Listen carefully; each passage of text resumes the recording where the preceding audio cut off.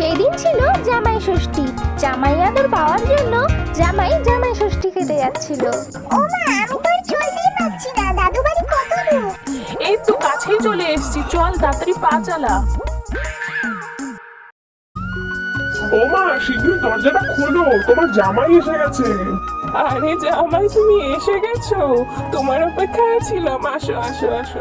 কি মজা, কি মজা, দিদুন বাড়ি এসেছি। দিদুন আজকে আমাকে রাত্রেবেলা গল্প শোনাবে, কি মজা। হ্যাঁ শোনাবা, রাত্রেবেলা তোমাকে আমি গল্প শোনাবো। এখন সবাইকে খেতে দিয়ে দিই, খাওয়া হয়ে গেলে তারপর গল্প শোনাবো। আসো জামাই আসো, বসো, খেতে বসে পড়ো।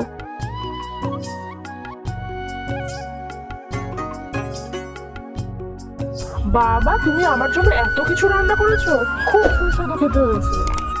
সত্যি? আমার রান্না কি তোমার পছন্দ হয়েছে? এই জামাই ষষ্ঠীর উপলক্ষে আমি সবাইকে বলতে চাই, শুভ জামাই ষষ্ঠী।